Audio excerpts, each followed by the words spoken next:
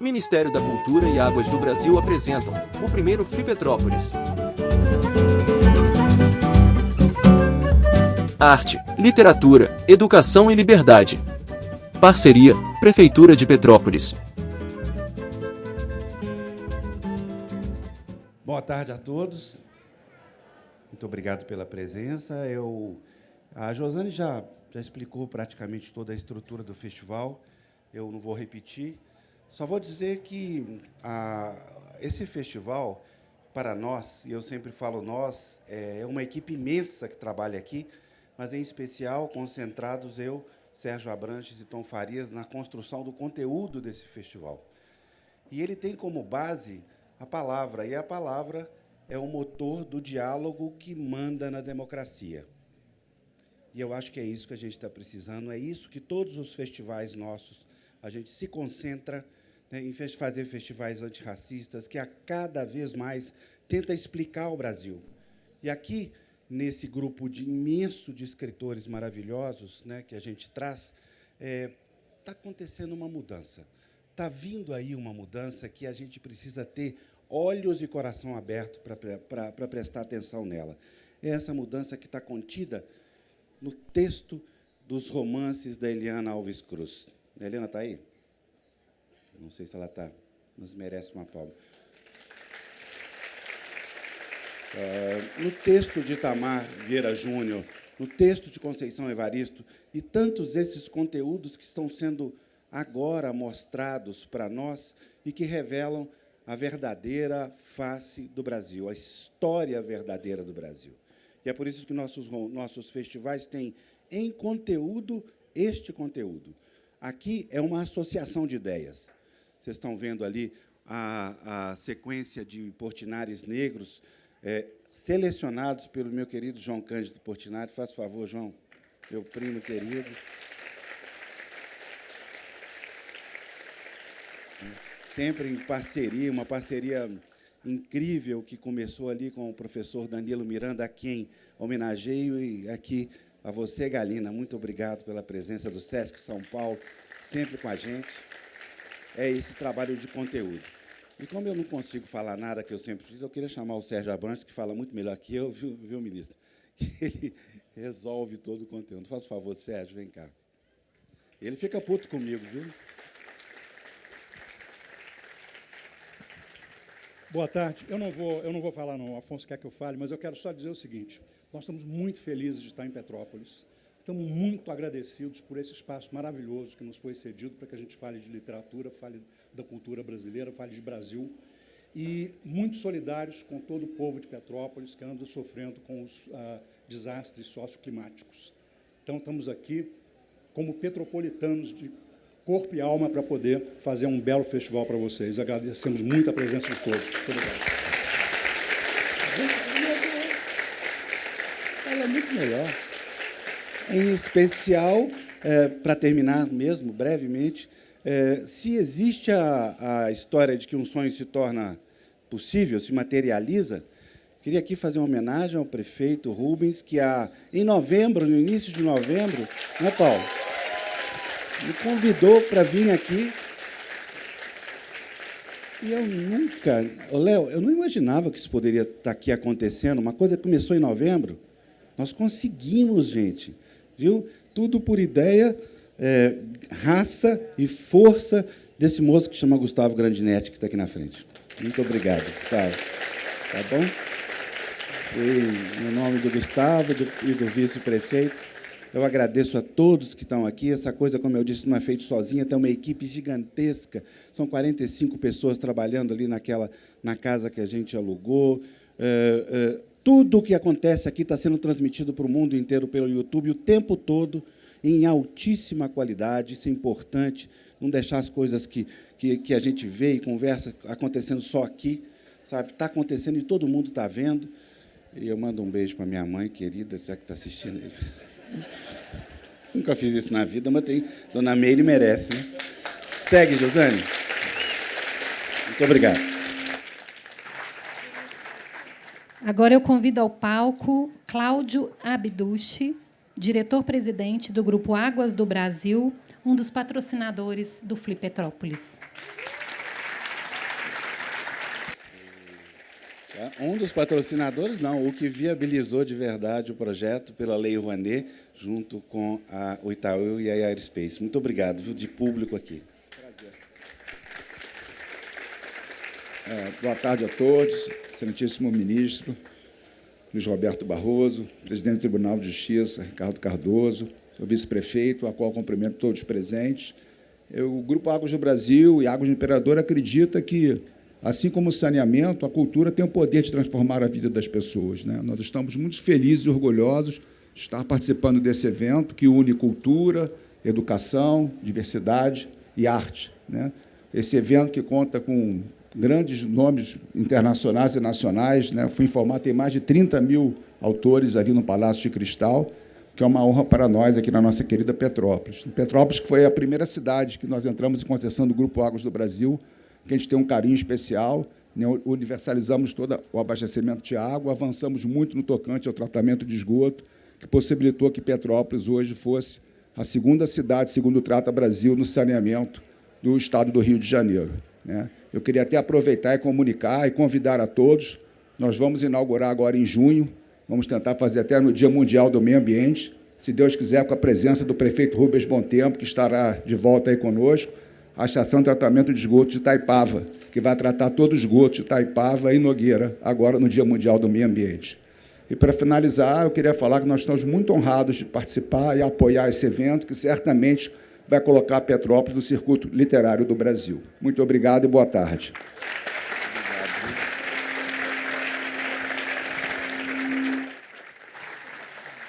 Convido a todos para assistir a uma mensagem do prefeito de Petrópolis, Rubens Bontempo, que, como eu já informei, não pôde estar aqui por motivo de saúde. E aí, pessoal, vocês que estão aí na nossa Petrópolis, queria mandar um forte abraço para todos vocês. Eu queria muito estar aí. Foi um festival, um evento muito sonhado, pensado e desejado por todos nós. Mas há mais ou menos uma semana eu venho já com uma dor importante na minha panturrilha esquerda e agora foi confirmada uma trombose e essa trombose precisa ser tratada. Então estou aqui internado no Hospital da Unimed, em breve estaremos juntos e desejo a vocês um maravilhoso festival e até breve. Forte abraço.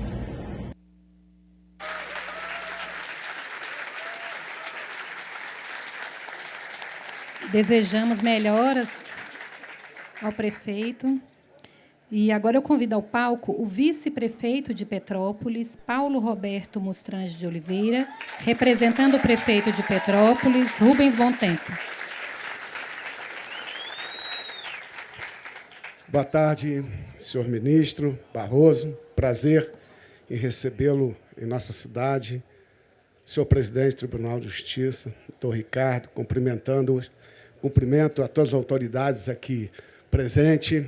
Faço uma saudação especial aos nossos secretários, a todos aqui presentes. Saúdo meu amigo e companheiro Leonardo Boff, fazendo essa saudação especial, esse patrimônio desse país. Eu saúdo a todas as escritoras e escritores aqui presentes. É uma alegria, Boff, é uma alegria. Meu amigo Rubinho, meu irmão, você mandou uma mensagem breve para todos nós. Mas eu quero dizer que esse evento que a Prefeitura está realizando é um sonho seu, junto com o Afonso, junto com o doutor Grandinetti, que pensaram e sonharam para que Petrópolis vivesse esse momento.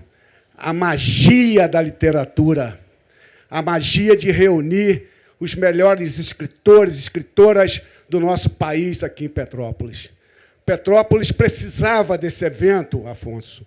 É um evento que chama a atenção para uma cidade que viveu momentos desafiadores, mas que o povo se mostrou resiliente e vencemos, Patuleia, todas as barreiras e dificuldades que nos foram apresentadas.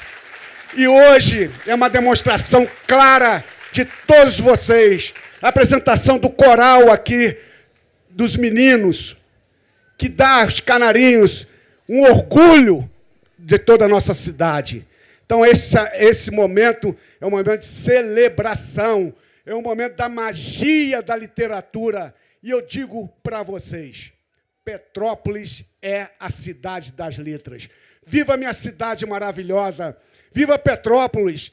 Viva o Brasil! Viva a liberdade! Viva a arte! Viva a educação! Viva a cultura! Viva todos nós! Um grande abraço e um grande festival! Nós chamamos minha cidade de Petrópolis!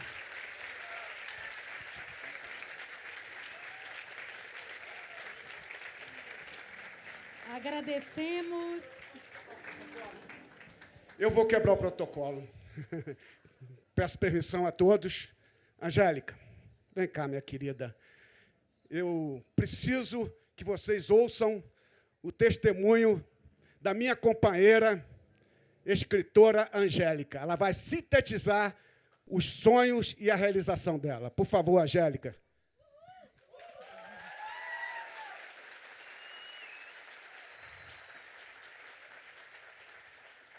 CONDEP também é cultura.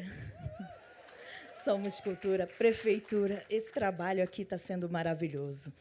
Eu cheguei de Boston tem pouco tempo. Eu fui representar Petrópolis pelo meu trabalho como escritora aqui e tomei posse na Academia de Arte de Boston. Né?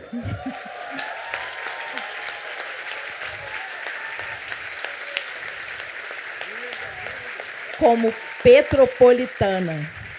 E sábado estarei ali dando autógrafo, né, com o meu livro, lançando o meu livro. A menina que não podia ser escritora por ser negra. Porque aos 9 anos chegaram para mim e falaram, uma professora falou, você não pode ser escritora por ser negra e ser retardada. Porque eu escrevi ao contrário por ter dislexia. E hoje eu tenho 8 livros. Um livro vai ser filme. Um deles a gente vai gravar aqui. Então, sou uma petropolitana, graças a Deus, condepiana. E eu falo para todo mundo, nunca desista dos seus sonhos. Motivo a todos a realizarem os seus sonhos. Você pode ser o que quiser, ninguém vai te impedir. Entendeu? Então, é isso. Tem muito mais.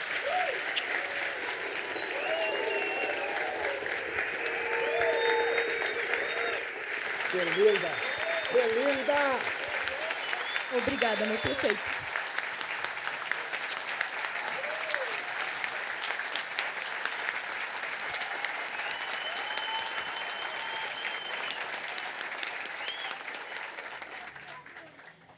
Agradecemos a presença de todos e convidamos para seguirem conosco para os debates de hoje, em especial ao painel de abertura que teremos agora.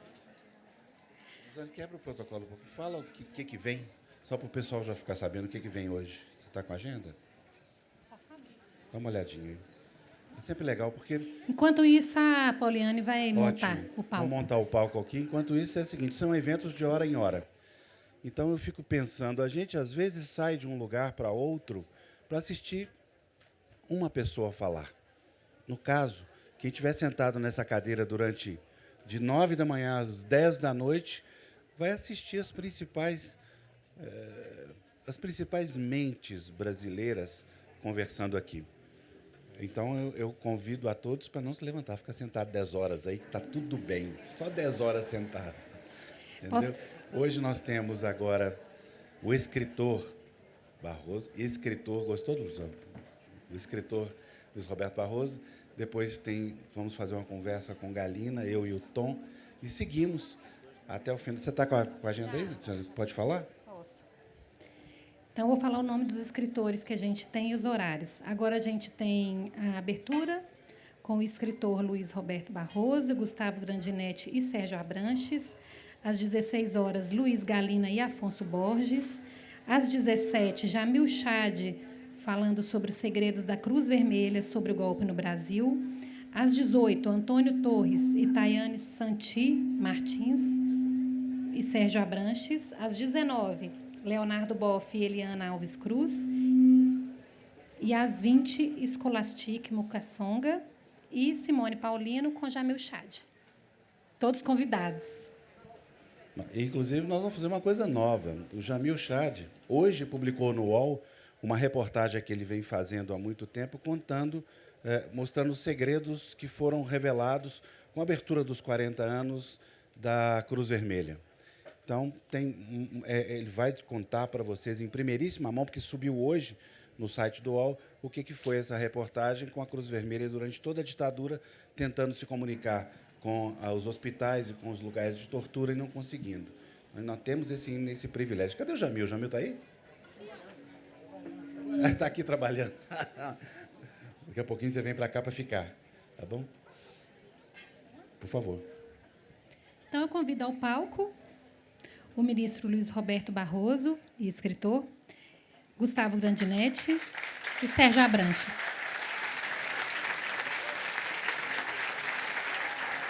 E está aberto oficialmente o Flipetrópolis.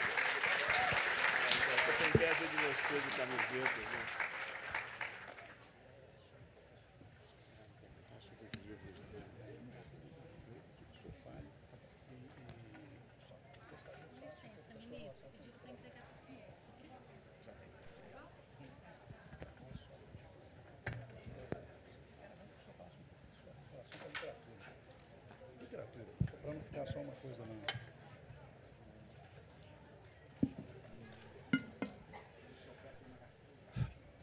Muito boa tarde novamente.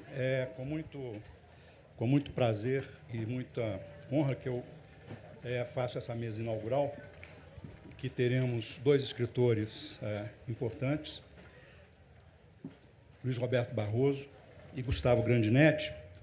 Ministro Barroso, quem lê esse livro vai ficar sabendo que ele preza muito o seu papel como professor de Direito, tem uma carreira acadêmica importante e, nem preciso falar, uma carreira na magistratura muito importante, já viveu momentos muito dramáticos da história do Brasil, como presidente do Tribunal Superior Eleitoral e agora como presidente do Supremo Tribunal Federal.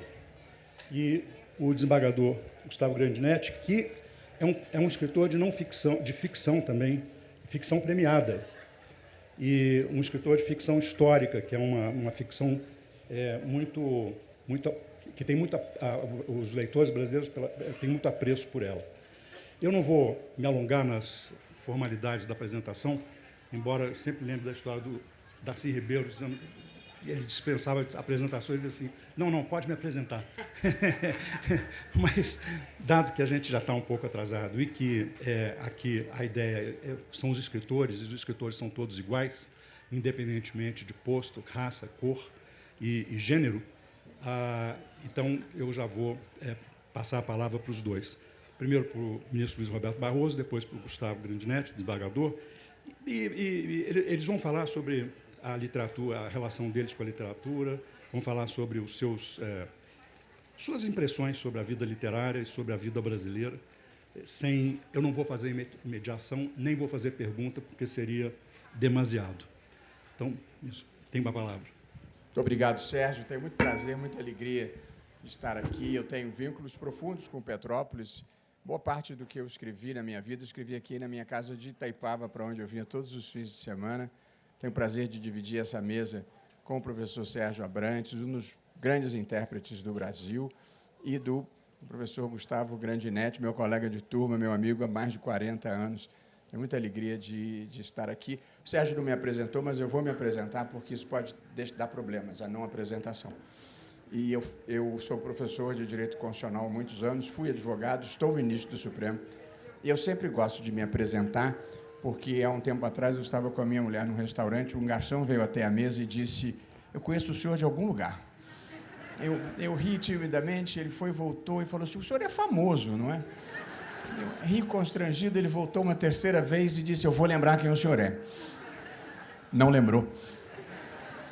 Mas quando eu paguei a conta, entreguei o meu cartão de crédito, ele vai até o caixa e fala assim: aham, Luiz Roberto, locutor esportivo da TV Globo. Portanto, eu quero dizer que eu sou o outro, possivelmente com uma vida muito mais difícil. Eu tenho muita alegria de estar aqui. Ler é o meu estado natural na vida, é a minha maneira de estar no mundo. Eu leio de tudo. Eu leio jornal, eu leio revista, eu leio site de notícia, eu leio dissertação, eu leio tese. Eu só não leio mais bula de remédio, porque eu estava começando a ficar muito sugestionado e ficava com todos os sintomas que a bula advertia. Mas eu gosto, me interesso por história, me interesso por economia, me interesso por ciência política, me interesso por psicanálise. Eu verdadeiramente tenho uma fixação, eu diria, por ler. O Sérgio me pediu que eu dissesse um pouco assim, alguns livros favoritos. Eu queria até ter um pouquinho mais de tempo para pensar, mas assim, de chofre, eu me lembro como obras literárias marcantes na minha vida. Incidente em Antares, do Érico Veríssimo, Gabriela, Cravo e Canela, do Jorge Amado, certamente. Eu acrescentaria poesia. Eu gosto muito do Manuel Bandeira, gosto do Mário Quintana. O Gugu escreveu uma biografia belíssima do Mário Quintana. Gosto, evidentemente, do Fernando Pessoa. Dos estrangeiros, o que eu li mais recentemente, que me impressionou, Sapiens, do Harari, Civilização, do Niall Ferguson, é um livro belíssimo, Porque as Nações Fracassam, do Acemoglu, é um livro que me marcou. No plano mais lúdico, Sérgio, eu gosto de Mafalda. Acho que ninguém pode atravessar a vida sem ter lido Mafalda. Eu gosto muito, ele infelizmente não está mais produzindo, do Luiz Fernando Veríssimo. Durante muito tempo era um dos melhores textos da língua portuguesa, uma combinação de estilo com senso de humor, com as cobras. Desenhavam umas cobras fascinantes. Me lembro sempre de um diálogo de uma cobra com a outra. A cobra fêmea virava para a cobra macho e dizia: ô Flecha, eu tenho a impressão que você não presta nenhuma atenção no que eu falo. E, confirmando as suspeitas, Flecha responde: 10h30, mais ou menos. Portanto, eu sou muito ligado em música. Acho que música talvez seja uma das formas de expressão que eu mais admiro. Adoro Chico Buarque, Caetano Veloso, Paulinho da Viola, Ana Carolina, Paulo Sérgio Pinheiro. Portanto, a arte, a música, a poesia fazem verdadeiramente parte da minha vida. Eu esqueci do Machado de Assis. Memórias Próximas de Brás Cubas, evidentemente, tem que figurar numa listagem. Ainda nesse domínio, assim, literatura, palavras, eu sou do mundo do direito. Gustavo e eu somos do mundo do direito. E, para nós, portanto, as palavras são essenciais. Nós usamos as palavras para convencer, para persuadir. Nós somos, o mundo do direito, um pouco a alternativa que a humanidade concebeu contra a força bruta. Em vez de bombas, tiros, socos, a gente troca argumentos. Coloca as ideias na mesa e o melhor argumento deve prevalecer.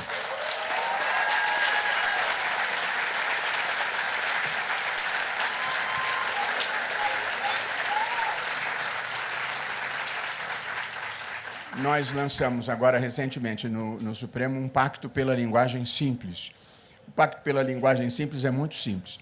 Falar com o sujeito, verbo, predicado, sempre que possível, nessa ordem, e não precisar usar palavras desnecessariamente complexas ou empoladas que fazem a vida ficar pior e transformam a linguagem num instrumento de poder, porque afasta do debate aquelas pessoas que não têm a chave daquele conhecimento desnecessariamente hermetizado. Eu tenho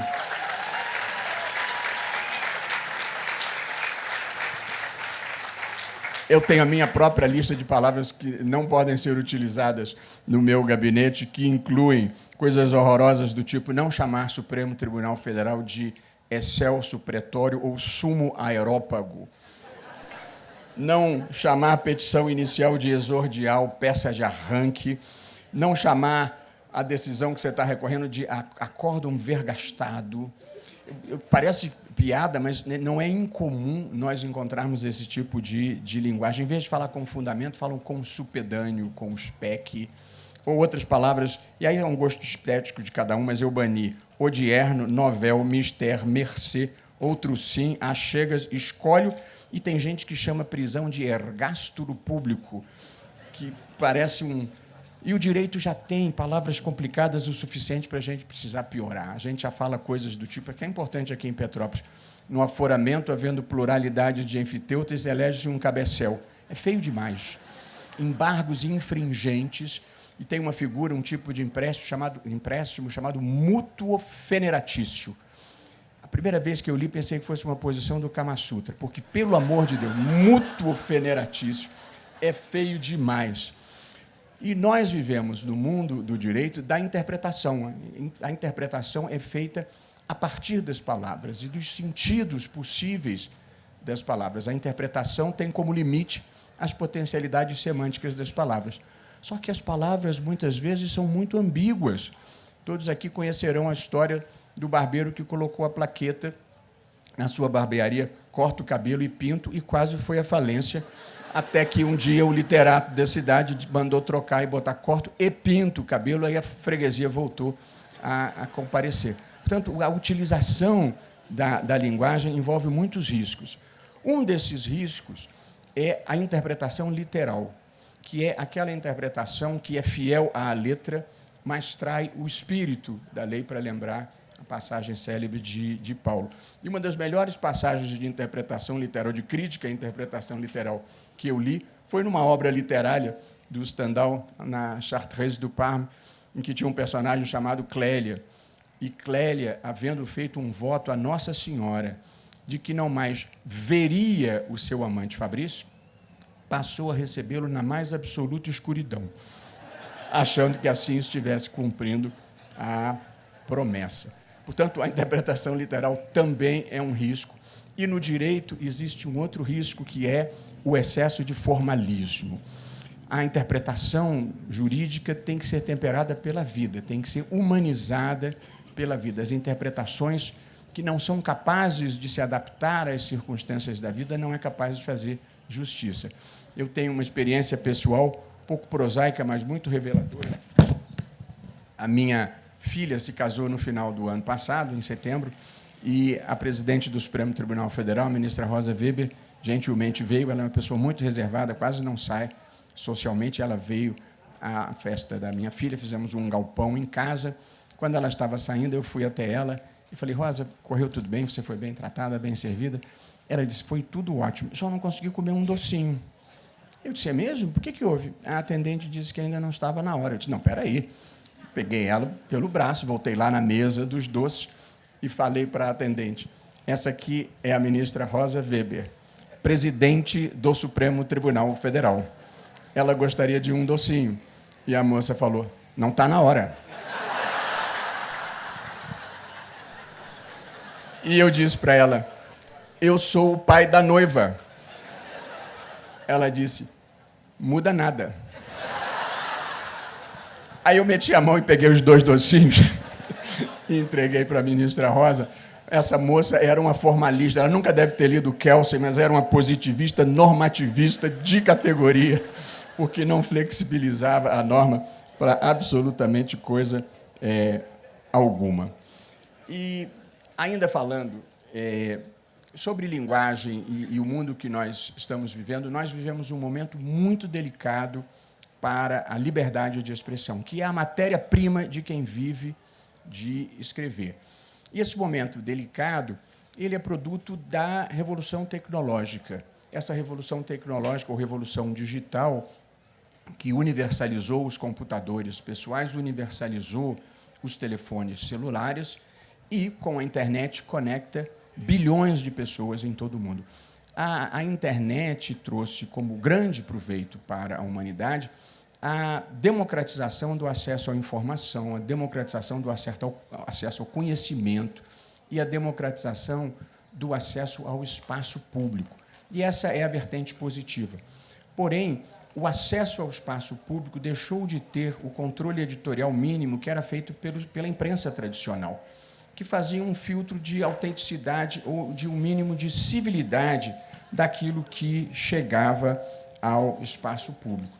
De modo que essa democratização do acesso, da mesma forma que permitiu que o conhecimento se tornasse mais próximo das pessoas, também abriu caminho para as avenidas da desinformação, dos discursos de ódio, das teorias conspiratórias e dos ataques às instituições. Esse é o momento e o mundo que surgiu com a internet e que, em muitos lugares do mundo, um populismo extremista se vale da mentira, da desinformação e das teorias conspiratórias para desestabilizar as instituições e pretender implementar um projeto autoritário de poder. E tudo isso potencializado pela inteligência artificial, que é esse grande fenômeno da nossa geração e que vem aí como a quarta revolução industrial, que vai modificar de uma forma muito profunda a maneira como nós vivemos. Há uma passagem de um autor que ele diz que se uma jovem ou um jovem tiver 2 pretendentes e estiver em dúvida, o Google é capaz de fazer a escolha melhor do que os próprios interessados, só cruzando as informações que já tem sobre pretendentes e pretendidos. De modo que essa é uma transformação muito profunda, inclusive porque a inteligência artificial facilita a massificação da desinformação, a massificação da mentira, e agora vem com o deepfake, que é a possibilidade de alguém me colocar aqui com a minha voz falando coisas que eu nunca disse. E isso é dramático para a liberdade de expressão, porque nós todos somos ensinados a acreditar naquilo que nós vemos e naquilo que nós ouvimos. O dia que nós não pudermos mais acreditar no que vemos e ouvimos, a liberdade de expressão terá perdido inteiramente o sentido. É por isso que todos os países do mundo estão, nesse momento, debatendo como proteger a liberdade de expressão e, ao mesmo tempo, impedir que a vida desabe num abismo de incivilidade, de ódio e de grosserias. Porque o grande problema é que o modelo de negócios das plataformas digitais ele é feito da coleta de dados pessoais nossos e do engajamento. Esse é o modelo de negócio. A publicidade migra da imprensa tradicional para as plataformas digitais e eles dependem dos cliques. Quanto mais acesso, mais lucro. E, num depoimento cruel contra a condição humana, a mentira, a agressividade, a grosseria, a desinformação trazem muito mais engajamento do que a fala moderada, a busca da verdade possível. De modo que existe um incentivo perverso para difundir o ódio e difundir a desinformação e a agressividade, porque isso traz mais lucro. E, portanto, muitas vezes, por trás da liberdade de expressão, se esconde, na verdade, um modelo de negócio que ganha dinheiro fomentando o ódio. E por isso é que o mundo inteiro está tentando equacionar como lidar com a liberdade de expressão, mas a proteção da vida civilizada contra esse tipo de distorção. E só para não deixar de falar uma palavra, eu escrevi recentemente, uma das coisas mais interessantes que fiz, porque gostei de fazer, um livro que não era um livro de direito. Eu escrevi muitos livros de direito, quase todos aqui em Petrópolis, mas eu escrevi um livro chamado Sem Data Vênia, que quer dizer sem juridiquês, falando em linguagem de gente. Faço uma visita ao passado, lanço um olhar sobre o mundo e um olhar sobre o Brasil.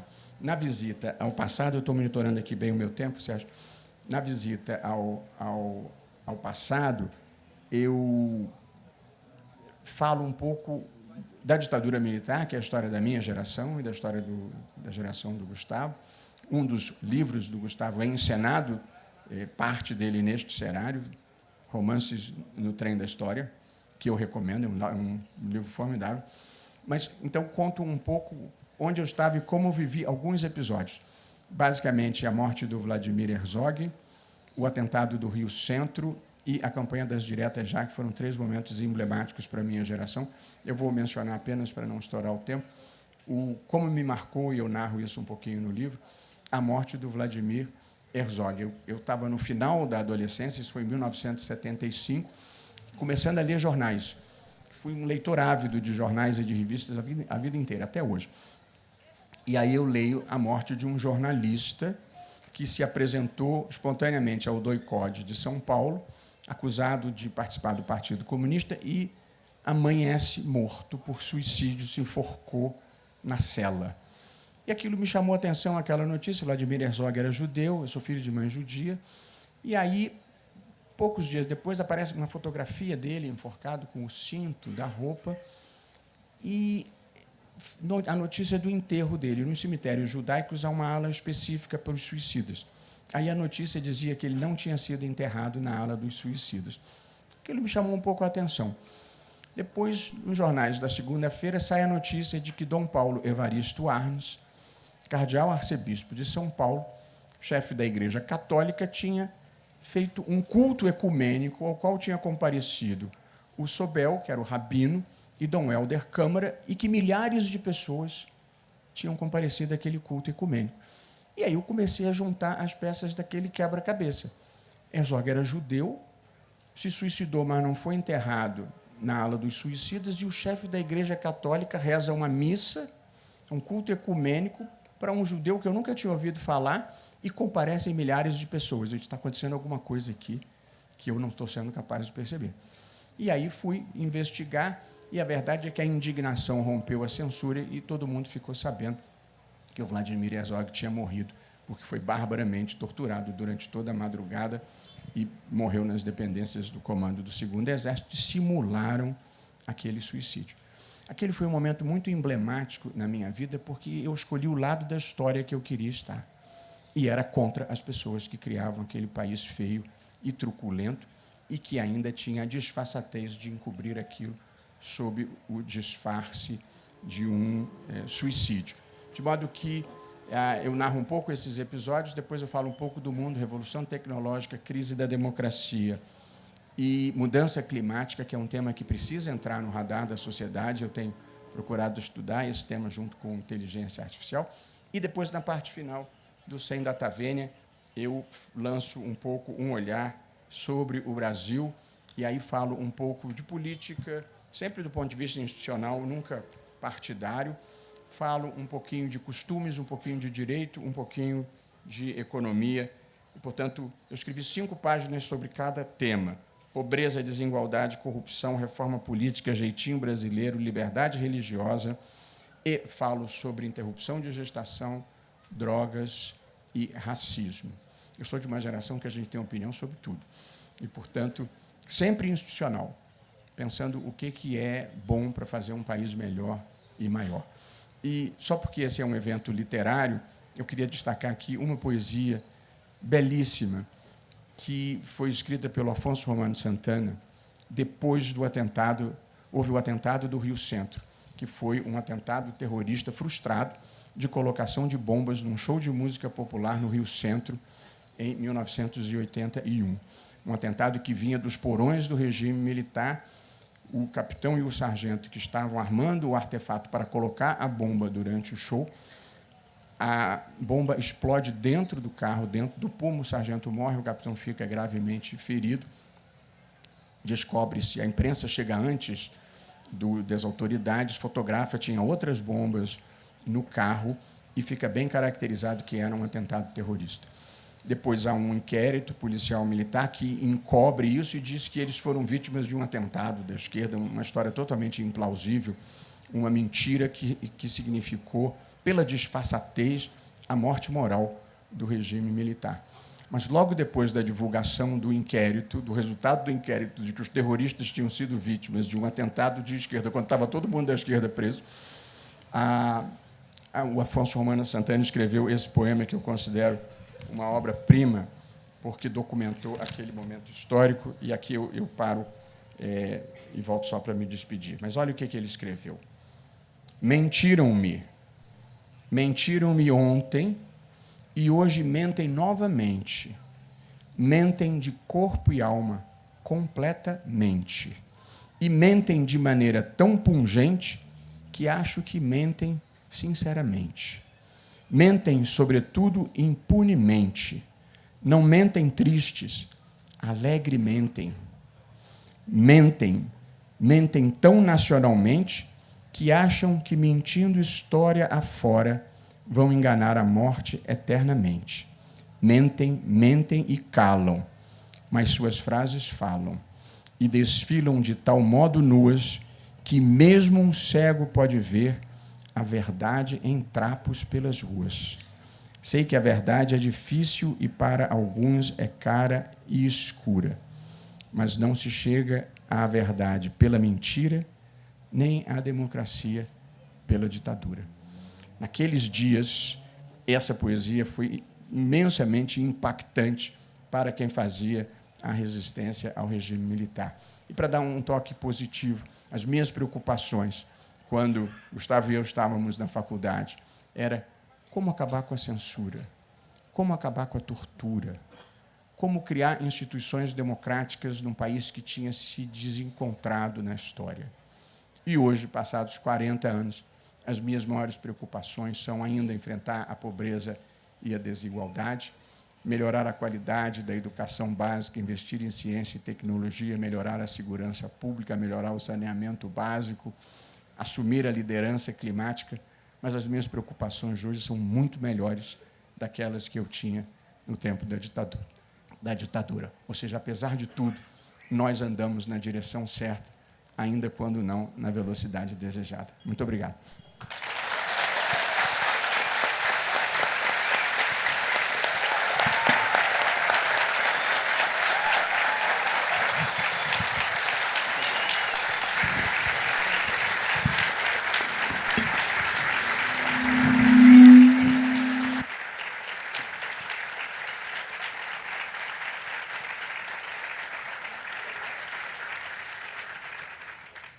Obrigado, ministro. Eu sou de uma geração um pouco antes, eu já era um repórter iniciante quando o Vladimir foi morto, e foi realmente um choque absurdo para nós. Nós achávamos que estavam começando a passar o pesadelo e ele voltou.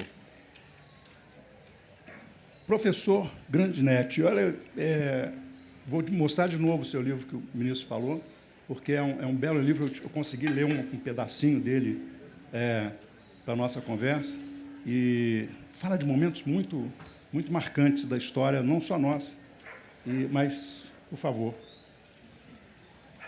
Boa tarde a todos. É um grande prazer ver vocês todos aqui e ver esse sonho se realizar, se concretizar. Quando inicialmente tivemos a ideia e levamos ao prefeito e ao Afonso Borges a ideia de realizar um Flipetrópolis, eu comprei para mim uma dor tremenda, uma dor de ansiedade, de ver as coisas acontecerem e ver as inúmeras dificuldades que se opunham a esse sonho. De modo que essa dor hoje está quase terminando quando eu vejo um auditório como esse, a energia que o auditório passa para nós, que é fantástica, de modo que vocês são os curadores.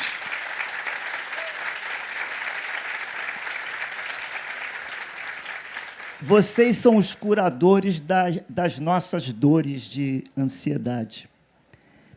Diferentemente do Luiz Roberto, eu não vou me apresentar, porque o Afonso me apresentou da melhor maneira possível.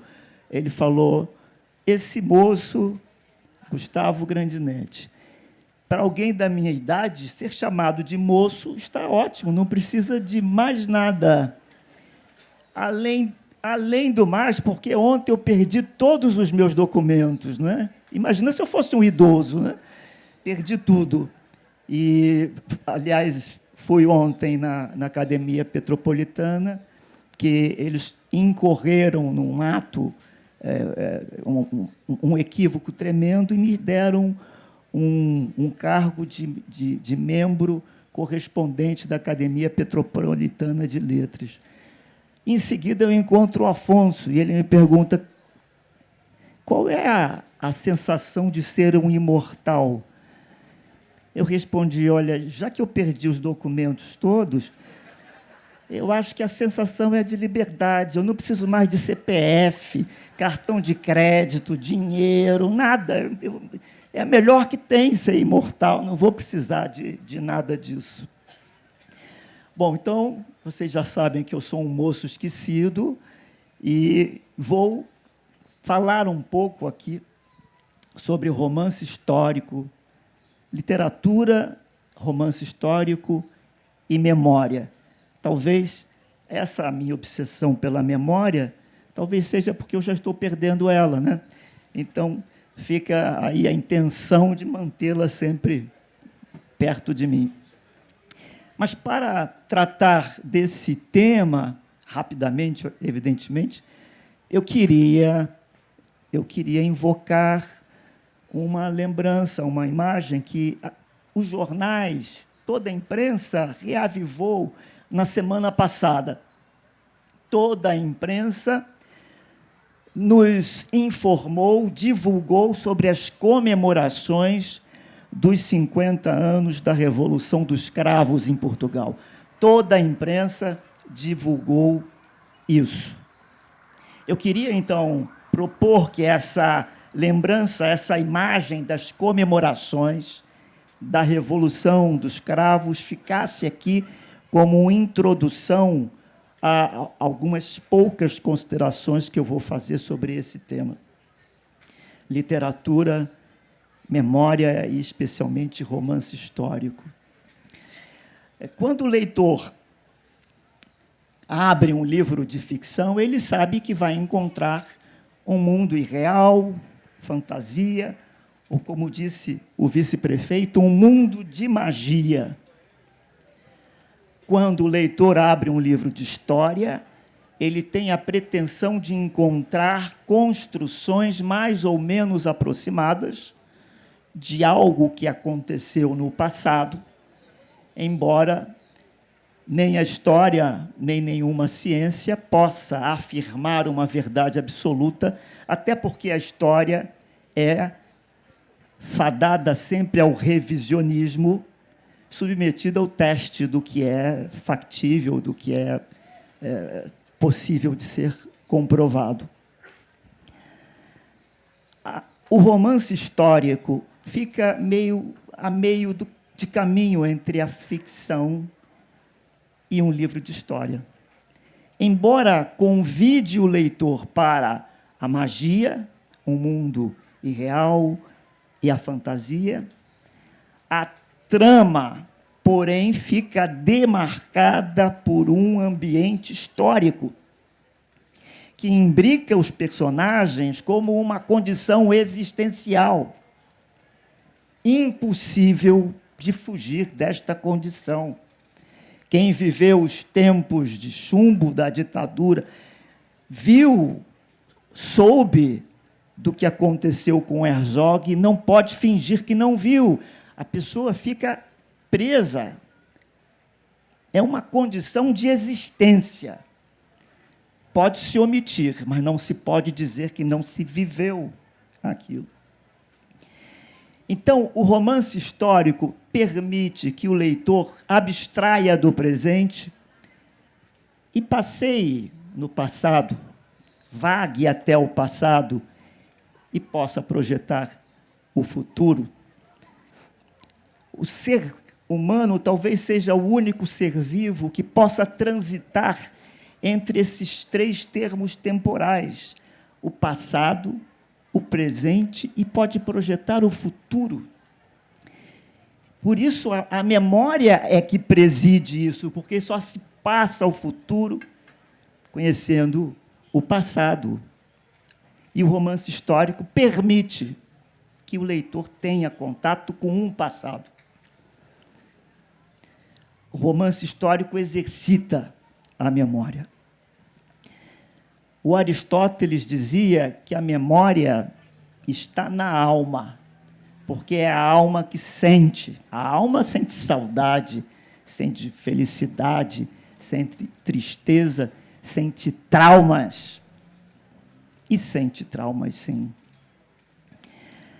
Quando o trauma é coletivo, e existem traumas coletivos, Luiz Roberto Barroso enumerou alguns traumas coletivos, o que purga esses traumas, não propriamente cura, que é um termo muito mais definitivo, mas o que trabalha o trauma, o que purga esse trauma é o dever de verdade, que usa uma técnica da rememoração, revisitação do trauma, que é a mesma que o psicanalista usa no seu consultório para tratar, acessar traumas individuais.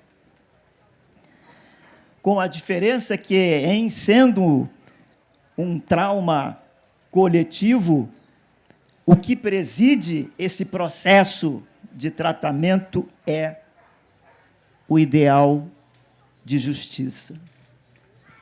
Porque somos devedores do que somos, ou de parte do que somos, dos que nos antecederam. O dever de verdade surge para prestar homenagem aos que nos antecederam, aos que lutaram, aos que resistiram, aos que foram torturados, aos que foram mortos, aos desaparecidos. É a eles que devemos o dever de memória. Nesse quesito, não cabe direito ao esquecimento. Em trauma coletivo, não tem espaço direito de esquecimento.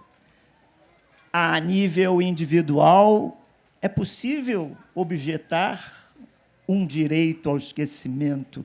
Nesse nível coletivo, não.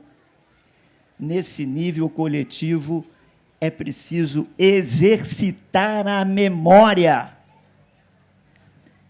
E é isso que Portugal faz há 50 anos, e com uma inteligência espetacular, porque Portugal não rememora a ditadura fascista de Salazar. Portugal não precisa falar da PIDE, a polícia política, não precisa falar da tortura, das mortes. Portugal, de uma maneira muito inteligente, comemora a Revolução dos Cravos, que tirou Portugal daquele atraso político, do fascismo salazarista, da censura, da opressão e do atraso cultural, atraso econômico, e trouxe Portugal para a Europa. Foi a Revolução dos Cravos. Então, Portugal conseguiu, ao lado de uma tragédia, um trauma, construir uma memória feliz. A Revolução dos Cravos é uma festa há 50 anos.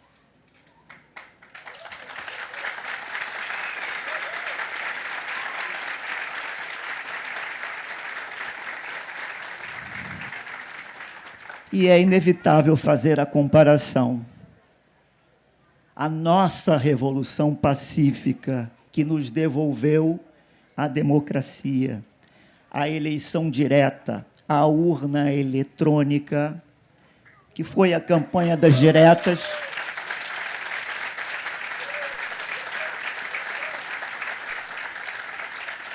nós não comemoramos. No mesmo mês de abril, o movimento começou em abril de 84. Temos agora 40. Não, diretas. 40 anos. 40 anos de campanha das diretas que nós não comemoramos. Houve passeata, cartazes, festas. Não houve. Então, talvez fosse o caso de nós, da mesma forma que Portugal fez, com inteligência, comemorarmos o movimento das diretas, esquecer o 31 de março e comemorar o 10 de abril, quando estivemos lá na Candelária. E eu tenho a impressão que eu já conheço muitos de vocês, tenho a impressão que nós já nos encontramos pelo menos uma vez na vida. De minha parte, eu homenageei as diretas já com a capa do livro, que é o Comício da Candelária. E esses pontinhos que aparecem aqui na capa, eu tenho a impressão que são vocês. Pelo menos os moços de mais de 55 anos.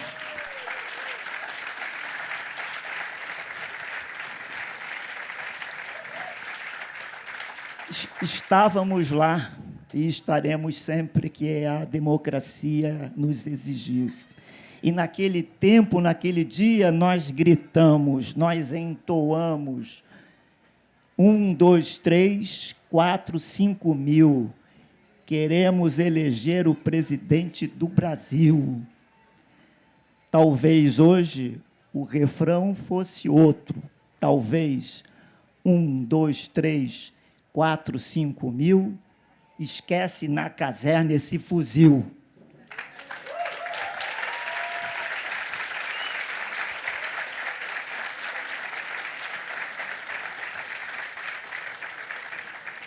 Então, o livro é isso, é uma homenagem àquele momento político, uma homenagem à reconstrução da nossa democracia, mas ele transita em 4 países, em 3 décadas, décadas de 60, 70 e 80, e convive com regimes de opressão nesses períodos. O romance começa em Cuba, onde brasileiros treinavam guerrilha para se oporem à ditadura militar. Isso na década de 60. Depois, na década de 70, o romance se desdobra entre Angola e Portugal. Em Angola, porque um destacamento cubano vai para Angola, auxiliar na guerra anticolonial contra Portugal. Paralelamente, um dos jovens que estava treinando em Cuba vai para Portugal, testemunha a Revolução dos Cravos, e na década de 80, todos trabalham em prol da campanha das diretas. Mas o livro não é só tragédia, o livro não é só política, o livro não é só história, o livro é fundamentalmente uma história de amor. O meu mestre, Mário Quintana, dizia: todo poema é de amor. Então, parodiando ele e homenageando ele, que completa 30 anos de falecimento agora, no domingo, dia 5 de maio, eu vou me inspirar nele e vou dizer: toda literatura é de amor, porque nós escrevemos por amor. Muito obrigado.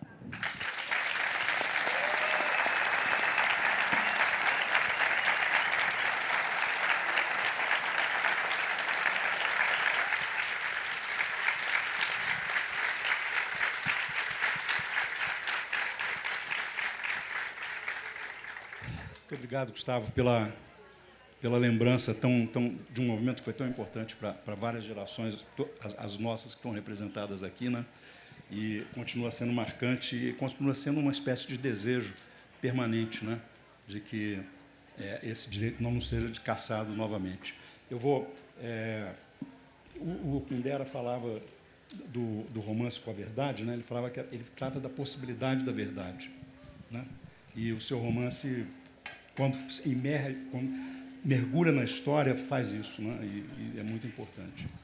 Eu vou passar a palavra para o ministro Roberto para terminar, para falar as suas palavras finais, depois para o Gustavo, e agradecer muito a honra de poder participar dessa mesa. Muito obrigado, Sérgio. Você falou de verdade, eu me lembrei de uma frase do André Gide, que eu gosto muito, que ele fala assim: creia nos que buscam a verdade, mas duvide dos que a encontram. A verdade é sempre a verdade possível e a vida sempre depende do ponto de observação. Tem um lindo verso do Ramón de Campo Amor em que ele diz: en este mundo traidor não há verdade nem mentira. Todo é segundo o color del cristal com que se mira. As coisas na vida têm a cor da lente pela qual a gente está olhando. E as pessoas olham a vida de diferentes lentes, de diferentes pontos de observação. Eu vou prestar atenção na capa do livro do Gustavo, porque eu estava lá nas diretas já, na Candelária. Aliás, estávamos todos. Nós temos um grupo de amigos de faculdade que estivemos do mesmo lado da história ao longo das nossas vidas. Eu era um jovem professor, eu fui com a minha turma de faculdade para a Candelária. E eu me lembrei de um fato, minha irmã vai me matar, eu me lembrei de um fato na véspera do comício, o grande comício das diretas na Candelária, que todo mundo estava lá. A minha irmã querida me telefonou e falou assim, Beto, você vai amanhã nessa manifestação? Eu disse, vou. Ele disse, posso ir com você? E a minha irmã, a vida inteira, me chamou de esquerda festiva, sempre ficou distante da política, e ela queria ir no comício das diretas, e eu pensei, acabou a ditadura. A classe média desembarcou. Eu falei um pouquinho, para encerrar, eu queria dizer coisas num tom positivo, porque é a minha maneira de ver a vida. Eu falei da inteligência artificial e das muitas preocupações que ela, de fato, traz, inclusive os riscos da singularidade que a inteligência artificial desenvolver consciência e tomar conta, mas eu não sou uma dessas pessoas que acha que a vida está ruim com tendência a piorar, não, pelo contrário. Não sou como um personagem de uma história que meu amigo Carlos Aires gosta de contar. O sujeito foi ao médico, o médico disse, tem uma notícia ruim para te dar. Tem uma ruim e tem outra pior. Pô, me dá ruim primeiro. Você só tem 24 horas de vida. O que pode ser pior que isso? Estou para te falar desde ontem. Mas a verdade é que eu acho que se nós conseguirmos canalizar a inteligência artificial num rumo ético, ela é capaz, sim, de servir bem à causa da humanidade. Desde que, com todas as modernidades, nós não percamos de vista quais são as causas da humanidade, quais são os valores que nos unem. Bem, justiça, dignidade da pessoa humana, igualdade para todas as pessoas. Eu sou uma pessoa que gosta de olhar a vida numa perspectiva positiva. Portanto, eu gosto de lembrar que o Brasil só começou verdadeiramente em 1808, com a vinda da família real portuguesa para o Rio de Janeiro. Sem nenhum desmerecimento à resistência dos escravos, à resistência dos indígenas, mas até 1808 não havia um projeto de país. Os portos eram fechados. E, aliás, muitas dessas informações estão num livro muito bom do Laurentino Gomes, chamado 1808. Mas, antes de 1808, os portos eram fechados e, portanto, não havia comércio exterior. Tudo tinha que ser comprado e trazido de Portugal. Era proibida a existência de manufaturas na colônia. Era proibida a construção de estradas. Não havia moeda suficiente, as trocas eram feitas por escambo. 1/3 da população era de escravos e 98% da população brasileira era analfabeta. Há 220 anos atrás, essa era a infraestrutura do Brasil. Olhando agora a superestrutura, nós não somos herdeiros da tradição anglo-saxã, que tem uma Magna Carta desde 1215. Queridos como são, e genuinamente são nossos irmãos portugueses, nós somos herdeiros da tradição do último país da Europa que acabou com a Inquisição, do último país da Europa que acabou com o tráfico negreiro, do último país da Europa que acabou com o absolutismo. E com aquela infraestrutura e essa superestrutura, em 200 anos, o Brasil se tornou uma das 10 maiores economias do mundo e a 4ª maior democracia do mundo. E o Brasil foi o país que mais cresceu ao longo do século XX, a uma média de 5,5% entre 1900 e 1980. De modo que, por vezes, a gente olha para a fotografia e acha que a fotografia não está bonita, mas se nós olharmos o filme é um filme de uma história de sucesso. O país é difícil, eu preciso dizer. E lá onde eu atualmente moro, é mais difícil ainda. Eu lido com muitas questões difíceis e complicadas, com interesses, com pressões políticas, com pressões econômicas. Eu juro a todos, eu estudo, penso, às vezes rezo, medito, assim, o que eu acho certo aqui. E a partir do momento que eu me convenço do que é certo, eu faço. E não tenho medo de nada. Porque o universo...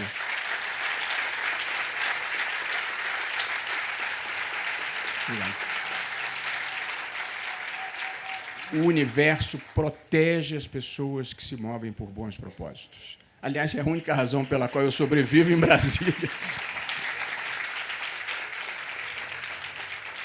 E, portanto, primeiro agradecendo mais uma vez ao Afonso, ao Gustavo, ao Sérgio, o prazer e o privilégio. A minha vida é dura, mas me proporciona esses momentos de alegria, de prazer e de compartilhar desse evento extraordinário que nós estamos realizando aqui.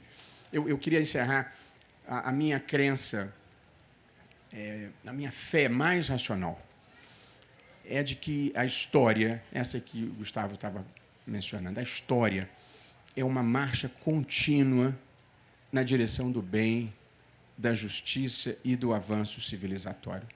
Ela não é linear.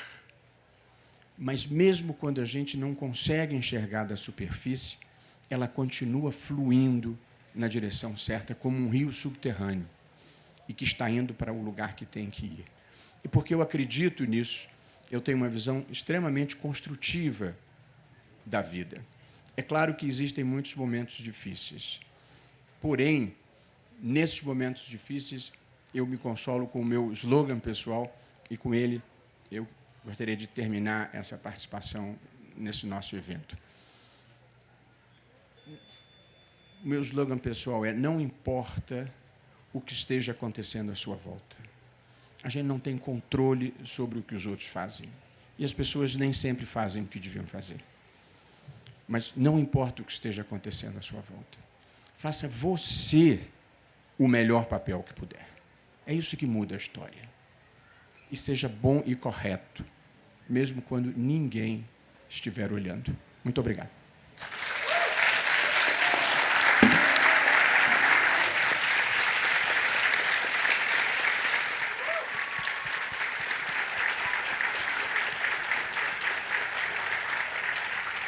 Por favor.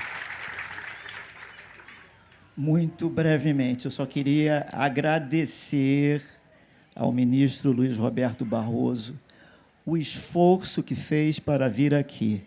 Ele veio de Maceió para estar conosco, daqui vai para Brasília. O ministro não passa nem uma noite aqui por exigência do seu trabalho, de modo que nós agradecemos muito o seu esforço, a sua presença.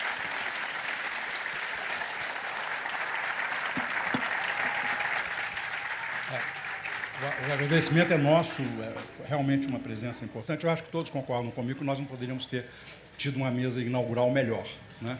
Então, pelo menos essa parte, os curadores acertaram e se deve muito à presença do ministro Luiz Roberto Barroso aqui. Eu vou pedir que o senhor termine definitivamente, nós ainda temos 2 minutinhos, encerrar de vez essa conversa, mas, de fato... Não, eu vou falar. E não vou retê-los muito aqui, porque depois haverá os autógrafos lá nas mesas de autógrafo. Mas muito obrigado pela presença, também você pelo esforço de conseguir que a gente realizasse esse festival maravilhoso, né? Como nosso curador local, inclusive. Muito obrigado.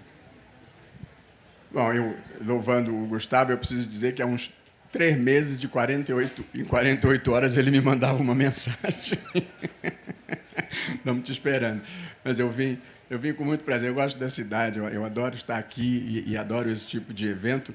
E ao contrário do padrão, Sérgio, eu tenho a pretensão de não ser um desses juristas que adoram ouvir a própria voz. Então, eu já falei um bocado. E além de defender o Pacto da Linguagem Simples, eu defendo também a revolução da brevidade. Porque o mundo do direito é um mundo prolixo, viu? A gente fala muito, escreve muito e as pessoas se ouvem.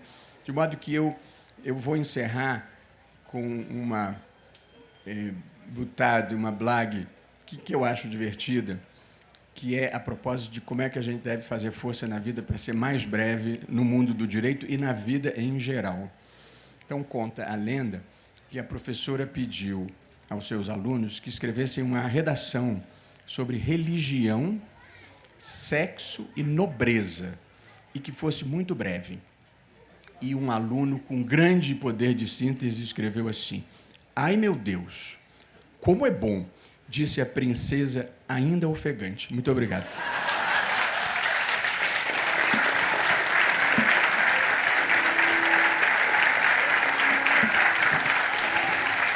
Muito obrigado. Agora os autógrafos.